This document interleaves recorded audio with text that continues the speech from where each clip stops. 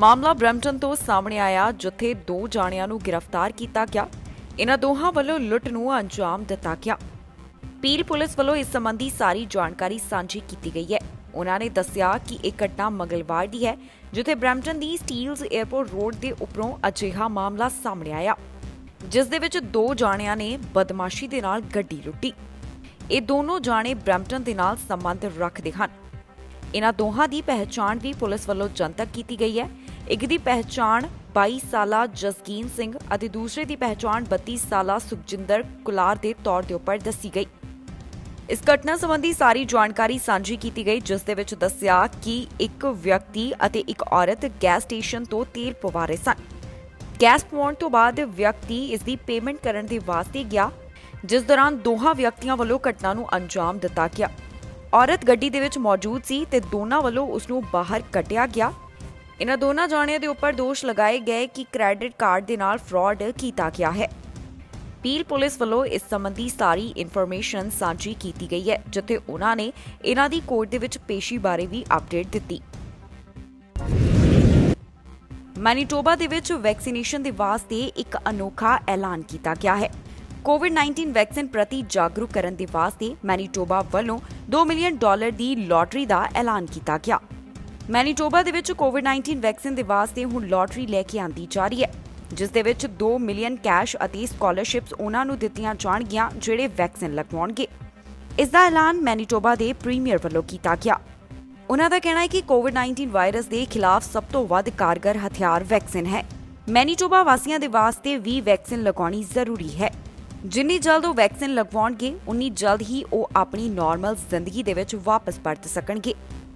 ਉਹਨਾਂ ਦਾ ਕਹਿਣਾ ਹੈ ਕਿ ਇਸ ਲਾਟਰੀ ਦੇ ਨਾਲ ਹੋਰ ਵੀ ਜ਼ਿਆਦਾ ਲੋਕ ਕੋਵਿਡ-19 ਵੈਕਸੀਨ ਲਗਵਾਉਣਗੇ। ਗਰਮੀਆਂ ਦੇ ਵਿੱਚ 2 ਲਾਟਰੀ ਡਰਾਅ ਕੱਢੇ ਜਾਣਗੇ। ਇਹ ਤਮਾਮ ਮੈਨੀਟੋਬਾ ਵਾਸੀਆਂ ਦੇ ਵਾਸਤੇ ਹੋਵੇਗੀ, ਜਿਨ੍ਹਾਂ ਦੀ ਉਮਰ 12 ਸਾਲ ਅਤੇ ਇਸ ਤੋਂ ਵੱਧ ਹੋਵੇਗੀ।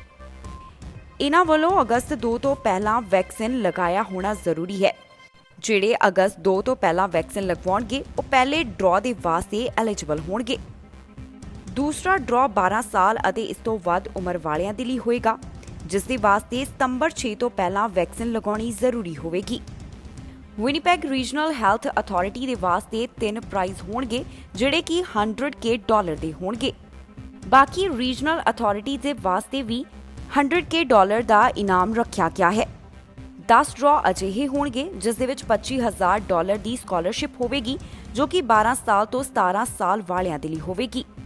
ਇਸ ਦੀ ਕੁੱਲ ਕੀਮਤ $250K ਰੱਖੀ ਗਈ ਹੈ। ਕੋਰੋਨਾ ਵਾਇਰਸ ਨੇ ਕਈ ਚੀਜ਼ਾਂ ਦੇ ਉੱਪਰ ਵੀ ਪ੍ਰਭਾਵ ਪਾਇਆ। ਖਾਸ ਕਰ ਇਸ ਦੇ ਨਾਲ ਟੂਰਿਜ਼ਮ ਅਤੇ ਹਸਪਿਟੈਲਿਟੀ ਸੈਕਟਰ ਬੁਰੀ ਤਰ੍ਹਾਂ ਦੇ ਨਾਲ ਪ੍ਰਭਾਵਿਤ ਹੋਇਆ ਹੈ।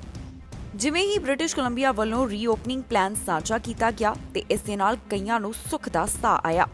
ਖਾਸ ਤੌਰ ਦੇ ਉੱਪਰ ਜਿਹੜੇ ਟੂਰਿਜ਼ਮ ਅਤੇ ਹਸਪਿਟੈਲਿਟੀ ਸੈਕਟਰ ਦੇ ਨਾਲ ਜੁੜੇ ਹੋਏ ਨੇ, ਉਹਨਾਂ ਦੇ ਮਨਾਂ ਦੇ ਅੰਦਰ ਇੱਕ ਵਾਰ ਫਿਰ ਤੋਂ ਉਮੀਦ ਜਾਗੀ ਹੈ।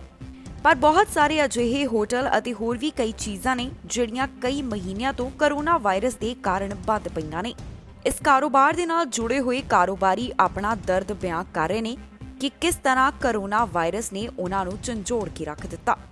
ਬ੍ਰਿਟਿਸ਼ ਕੋਲੰਬੀਆ ਵੱਲੋਂ ਆਪਣੇ ਰੀਓਪਨਿੰਗ ਪਲਾਨ ਦੇ ਦੌਰਾਨ ਦੱਸਿਆ ਗਿਆ ਕਿ ਕਦੋਂ ਪ੍ਰੋਵਿੰਸ ਦੇ ਵਿੱਚ ਟਰੈਵਲ ਦੀ ਇਜਾਜ਼ਤ ਦਿੱਤੀ ਜਾਵੇਗੀ, ਪਰ ਫੈਡਰਲ ਸਰਕਾਰ ਨੇ ਅਜੇ ਇਸ ਸੰਬੰਧੀ ਸਪਸ਼ਟ ਨਹੀਂ ਕੀਤਾ ਕਿ ਕੈਨੇਡਾ ਦੇ ਵਿੱਚ ਅੰਤਰਰਾਸ਼ਟਰੀ ਯਾਤਰਾ ਕਦੋਂ ਤੋਂ ਸ਼ੁਰੂ ਹੋਵੇਗੀ, ਜੋ ਕਿ ਮਾਰਚ 2020 ਤੋਂ ਬੰਦ ਹੈ। ਬ੍ਰਿਟਿਸ਼ ਕੋਲੰਬੀਆ ਦਾ ਰੀਓਪਨਿੰਗ ਪਲਾਨ ਵੀ ਕੋਵਿਡ-19 ਵੈਕਸੀਨੇਸ਼ਨ ਰੇਟ ਦੇ ਉੱਪਰ ਨਿਰਭਰ ਕਰਦਾ ਹੈ। ਪ੍ਰੋਵਿੰਸ ਦੇ ਵਿੱਚ 15 ਜੂਨ ਤੋਂ ਟਰੈਵਲ ਸ਼ੁਰੂ ਹੋ ਸਕਦਾ ਹੈ ਜੇਕਰ 65% ਦੀ ਆਬਾਦੀ ਨੂੰ ਕੋਵਿਡ-19 ਵੈਕਸੀਨ ਦੀ ਪਹਿਲੀ ਡੋਜ਼ ਲੱਗੀ ਹੋਵੇ।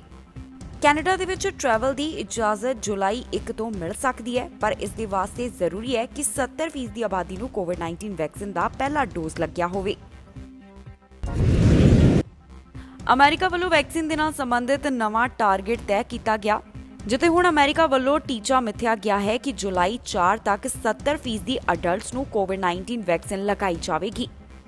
ਰਾਸ਼ਟਰਪਤੀ ਜੋ ਬਾਈਡਨ ਵੱਲੋਂ ਅਹੁਦਾ ਸੰਭਾਲਦਿਆਂ ਹੀ ਵੈਕਸੀਨੇਸ਼ਨ ਦੇ ਨਾਲ ਸੰਬੰਧਿਤ ਟਾਰਗੇਟ ਮਿਥਿਆ ਗਿਆ, ਜਿਸ ਨੂੰ ਅੱਗੇ ਜਾ ਕੇ ਐਕਸਪੈਂਡ ਵੀ ਕੀਤਾ ਜਾਂਦਾ ਰਿਹਾ ਹੈ। ਹੁਣ ਜੋ ਉਹਨਾਂ ਵੱਲੋਂ ਨਵਾਂ ਟੀਚਾ ਤੈਅ ਕੀਤਾ ਗਿਆ, ਉਸ ਦੇ ਅਨੁਸਾਰ ਜੁਲਾਈ 4 ਤੱਕ 70% ਦੀ ਅਮਰੀਕਨਸ ਨੂੰ ਕੋਵਿਡ-19 ਵੈਕਸੀਨ ਲਗਾਈ ਜਾਵੇਗੀ। ਜੋ ਬਾਈਡਨ ਦਾ ਕਹਿਣਾ ਹੈ ਕਿ ਜਿਹੜੇ 15.5 ਮਿਲੀਅਨ ਅਨਵੈਕਸੀਨੇਟਡ ਅਡਲਟਸ ਨੇ, ਜਾਣੀ ਜਿਨ੍ਹਾਂ ਨੂੰ ਕੋਵਿਡ-19 ਵੈਕਸੀਨ ਨਹੀਂ ਲੱਗੀ ਹੋਈ, ਉਹਨਾਂ ਨੂੰ ਹੁਣ ਵੈਕਸੀਨ ਲਗਾਈ ਜਾਣੀ ਜ਼ਰੂਰੀ ਹੈ। ਮੌਜੂਦਾ ਸਮੇਂ ਅਮਰੀਕਾ ਦੇ ਵਿੱਚ ਪਹਿਲਾਂ ਦੇ ਮੁਕਾਬਲੇ ਹੁਣ ਘੱਟ ਵੈਕਸੀਨੇਸ਼ਨ ਹੋ ਰਹੀ ਹੈ। ਹੁਣ ਤੱਕ 14 ਸਟੇਟਸ ਅਜਿਹੀਆਂ ਨੇ ਜਿਸ ਦੇ ਵਿੱਚ 70% ਦੀ ਆਬਾਦੀ ਨੂੰ ਕੋਵਿਡ-19 ਵੈਕਸੀਨ ਲਗਾਈ ਜਾ ਚੁੱਕੀ ਹੈ। ਮਿਸੀਸਿਪੀ ਦੇ ਵਿੱਚ ਹੁਣ ਤੱਕ 34% ਦੀ ਆਬਾਦੀ ਨੂੰ ਹੀ ਕੋਵਿਡ-19 ਵੈਕਸੀਨ ਦੀ ਡੋਜ਼ ਲੱਗੀ ਹੈ। ਅਮਰੀਕਾ ਵੱਲੋਂ ਹੁਣ ਇੱਕ ਵਾਰ ਫਿਰ ਤੋਂ ਕੋਸ਼ਿਸ਼ ਕੀਤੀ ਜਾ ਰਹੀ ਹੈ ਕਿ ਜਿਸ ਤਰ੍ਹਾਂ ਪਹਿਲਾਂ ਪੂਰੀ ਰਫ਼ਤਾਰ ਦੇ ਨਾਲ ਵੈਕਸੀਨੇਸ਼ਨ ਲਗਾਈ ਜਾ ਰਹੀ ਸੀ, ਮੁੜ ਉਸ ਟੀਚੇ ਦੇ ਉੱਪਰ ਪਰਤਿਆ ਜਾਵੇ। ਹੁਣ ਟਾਰਗੇਟ ਤੈਅ ਕੀਤਾ ਗਿਆ ਹੈ ਕਿ ਜੂਨ 4 ਤੱਕ 70% ਦੀ ਅਡਲਟਸ ਨੂੰ ਕੋਵਿਡ-19 ਵੈਕਸੀਨ ਲਗਾਈ ਜਾਵੇ। ਸਤਿ ਸ਼੍ਰੀ ਅਕਾਲ ਜੀ, ਮੈਂ ਨਿਰਮਲ ਮਾਨ ਪੂਰਾ ਟੈਕਸ ਸੈਟਲਮੈਂਟ ਤੋਂ। ਇਹ ਤੁਸੀਂ ਵੀਡੀਓ ਦੇਖ ਰਹੇ ਸੀ ਟੀਵੀ ਪੰਜਾਬ ਦੇ ਉੱਤੇ। ਇਹੋ ਜਿਹੇ ਹੋਰ ਜਾਣਕਾਰੀ ਭਰਪੂਰ ਵੀਡੀਓ ਦੇਖਣ ਵਾਸਤੇ ਟੀਵੀ ਪੰਜਾਬ ਦੇ ਚੈਨਲ ਨੂੰ ਸਬਸਕ੍ਰਾਈਬ ਕਰੋ ਤੇ ਨਾਲ ਹੇਠ ਦਿੱਤੇ ਹੋਏ ਬੈਲ ਆਈਕਨ ਦੇ ਬਟਨ ਦਬਾਓ। ਸਤਿ ਸ਼੍ਰੀ ਅਕਾਲ।